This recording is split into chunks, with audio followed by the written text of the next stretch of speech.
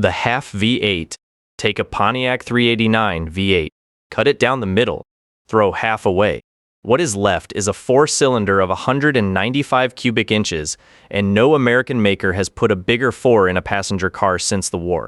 Pontiac called it the Trophy 4, and it went into the 1961 Tempest. And that is barely a metaphor. The 4 shared its pistons, rods, bearings, heads, and oil pump with the V8, used the same tools, and came down the same line. It existed because it was nearly free to build. Then physics sent the invoice. In an inline 4, the pistons' up and down forces balance each other at engine speed, which sounds like the end of it. It is not. A connecting rod swings as it travels, so the piston moves faster over the top of its stroke, and that mismatch leaves a second, smaller force. Nothing cancels. It arrives twice per revolution, and only balance shafts turning at twice engine speed kill it. The Trophy 4 had none. Pontiac's own Mac McKellar said it was too large a 4 to build without them. Inside Pontiac, they called it the traveling fatigue machine.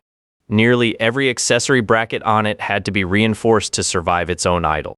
The brackets got reinforced. The passengers did not. The fluid. A car that needed a second liquid to make power. Not petrol. Not oil. A bottled fluid sold only by the dealer. When it ran out, so did the boost. The 1962 Oldsmobile Jetfire, one of the first 2 turbocharged production cars. Oldsmobile hung a turbocharger on a small aluminum V8 already running high compression. The turbo heats the incoming charge, and compression heats it again as the piston squeezes it. A hot charge in a hot cylinder detonates. The last of the mixture ahead of the flame goes off on its own instead of waiting to be burned. The shock hammers the piston.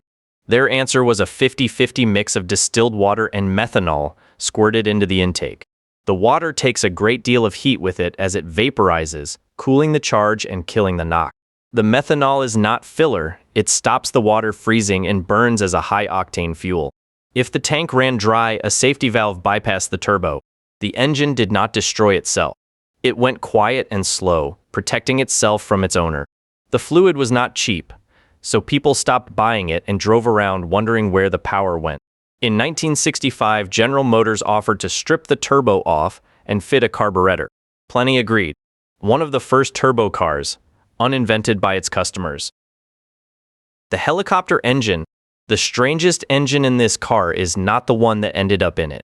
This is the Tucker 48. Preston Tucker designed his own engine for it. 589 cubic inches, a flat 6, and no camshaft at all. Each valve was opened by oil pressure instead, fed on demand. That deletes the camshaft, the timing chain, and the whole valve train, and hands the timing job to a pump and a control valve. In the shop it would not behave, and it was abandoned. So Tucker went shopping and came back with an aircraft engine.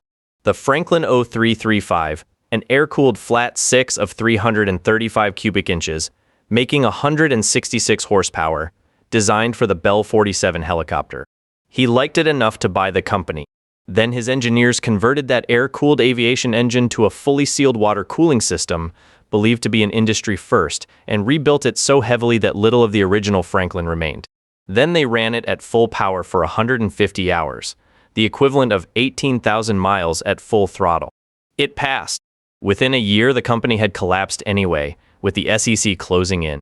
It survived the testing, not the paperwork. The shared chamber. 7 moving parts, 4 cylinders, 2 combustion chambers, and connecting rods designed deliberately to bend. Leslie Houndsfield built this one in Britain. The prototype ran in 1913, and the last was delivered in 1937. The cylinders sit as 2 pairs, and each pair shares a single combustion chamber. That makes it in effect 2 split single 2-strokes bolted side by side. The head does not even come off. It is cast in place. Now look at how each pair reaches the crankshaft, because both pistons share one rod, forked into a V. Both pistons are locked to their own bores. Both arms hang off a single crank pin, and that pin swings in a circle.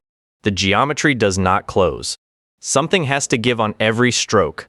So Houndsfield chose what would give, and made it the rod. The Owners Club will tell you that in a century of that, not one has broken.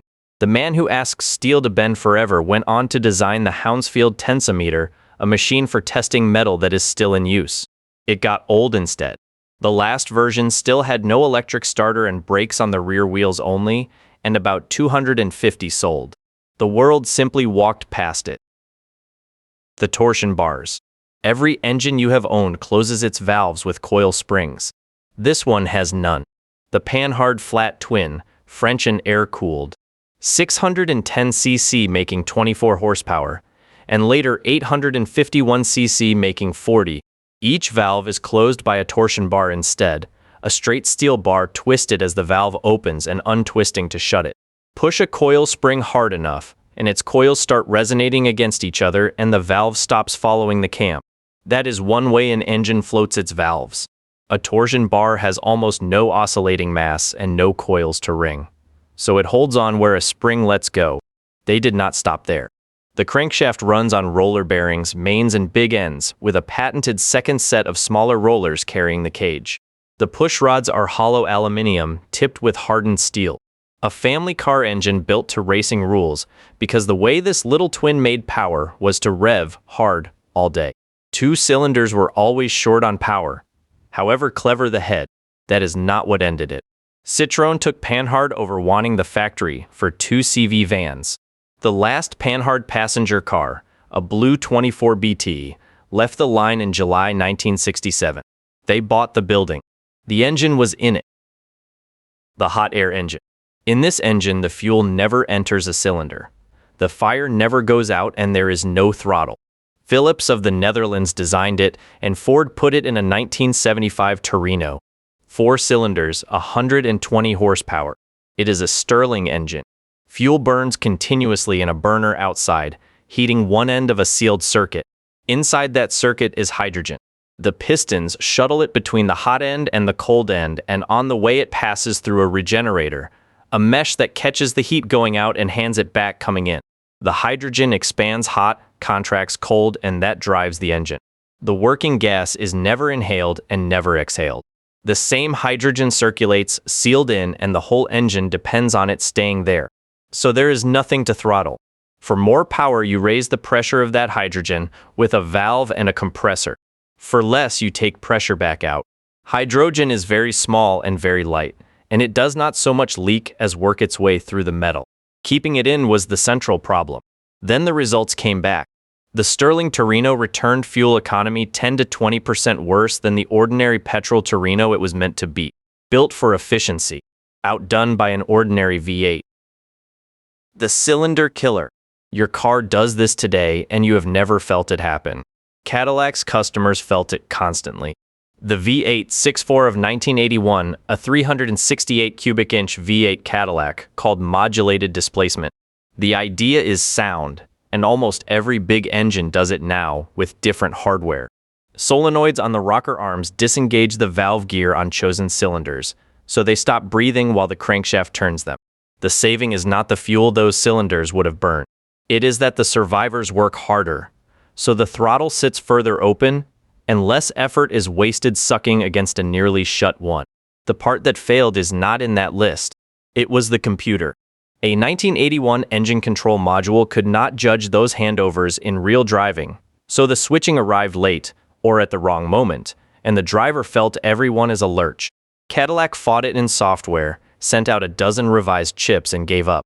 The passenger cars lost it after one model year, and dealers were told to switch it off for anyone complaining. The fix was one wire, pulled off a switch on the transmission. It soldiered on in the limousines until 1984, because the smaller engine that replaced it could not move them. They shipped the future with the wrong processor. The 16 that never raced. 16 cylinders. Over 800 horsepower, and not one competitive lap, ever. In 1971, Porsche was being beaten in Can-Am by big American V8s, and the flat 12 in the 9117 did not have the power to answer them. So they added 4 more cylinders. The flat 16 is the 917 engine stretched, which sounds simple and is not. A longer engine means a longer crankshaft, and a long crankshaft twists along its own length between the power strokes at one end and the flywheel at the other. It also means a longer car built around it. 4 complete engines were made with parts for perhaps 10, and one went into a plain white unmarked 917 Spider as a test bed. Mark Donahue drove that car at Wesock and described a monster. His view was that turbocharged, the thing could be pushed toward 2,000 brake horsepower. And none of that killed it.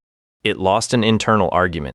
Porsche decided turbocharging the smaller flat 12 was the better road to the same place, and retired the 16 before it entered a single event. 2 of the 4 engines survived, beaten by the engine on the next bench. The mail-order rocket. You could buy a rocket engine through the post out of the back of a car magazine. 1,300 horsepower, no pistons, no crankshaft, no connection to your engine. The company was Turbonique of Orlando, Florida. Gene Middlebrooks founded it in 1962, and he had worked on the space program. The machine is a monopropellant gas generator. It ran on isopropyl nitrate, sold as thermaline, and the point of a monopropellant is that it carries everything it needs in one chemical. Light it, and it decomposes violently into an enormous volume of hot gas that spins a turbine. It never takes a breath of air. The turbine drag axle replaced the car's differential and drove the rear wheels directly, so the engine under the bonnet became a passenger. Separately, they put a rocket on a go-kart, and it ran the quarter mile in 7.3 seconds at over 150 miles an hour. The tanks exploded. In 1967, the National Hot Rod Association banned Turbonique turbines from drag racing, and the year after, Middlebrooks went to prison for mail fraud because the adverts made it all sound far easier and cheaper to fit than it was. He represented himself. He lost. The catalog never mentioned the hard part. Subscribe if you want more machines that should never have been signed off, and there are easily enough weird engines left for a third one of these. Send it to the Scrapyard.